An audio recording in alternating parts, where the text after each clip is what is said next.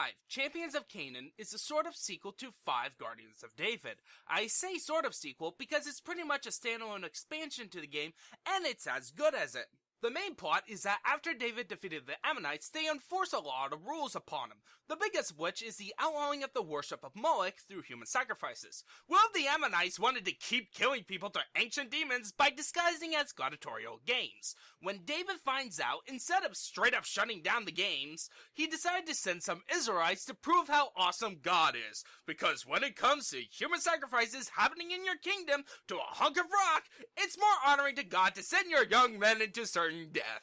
Good thing the only person who volunteered is the player character, who is the child of one of the 5 heroes from the first game.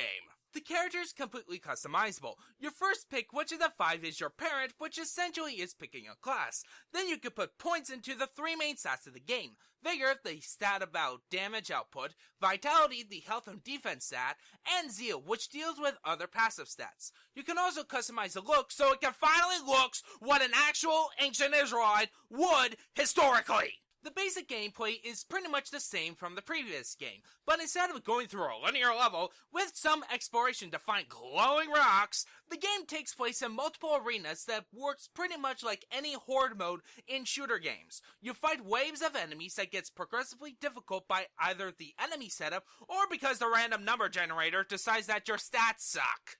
Though there is a change to the core gameplay. The developers took the ability system of Victor Vaughn, which is the abilities your character can do is tied to the weapons of the game, and takes it up a notch by having you to level up your mastery of those weapons in the game, which is a cool addition that makes the player instinctively pick up the various weapons of the game to get all the cool abilities of those weapons, which gives different playstyles to your character. As for the actual arena waves, they go in the following manner. The biggest part happens with you fighting all the minions that fight very unique from each other, along with any mini-bosses that accompanies them.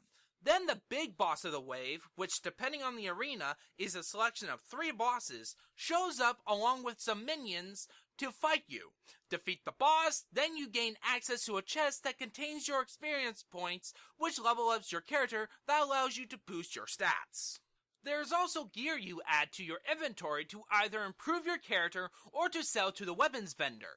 There's also special stones that came back from the last game that gives one-time use abilities that gives the player an advantage in the battlefield.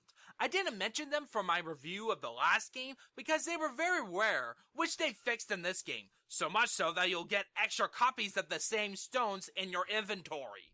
Then of course there's the items that is mainly used for giving to certain trustworthy individuals that helps the very poor people of Jerusalem, like Absalom. Which of course gives bonuses to the player, like Holy People that gives special bonuses, that also gives weird phrases of encouragement.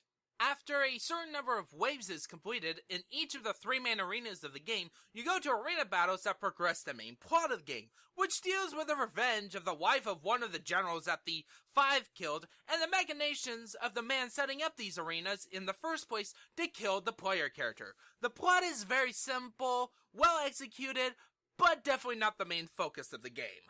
On the presentation side, the game has a lot of reused assets, from character models to the musical score, and the newer arena environments aren't very appealing to look at compared to other games in this genre. The most interesting location of the game, though, is Jerusalem, which is the hub world of the game, where you'll be doing all the business that doesn't involve killing people. Overall, 5 Champions of Canaan is as solid as the first game, though shorter, which is a good thing when it comes to being a solid title, but also means that many of the problems from the first game are still present in this title. It definitely feels like an expansion of the game rather than a full-blown sequel, which is a good thing that the game only costs $5 on Steam. I'm the Holy Ninja, and buy it now!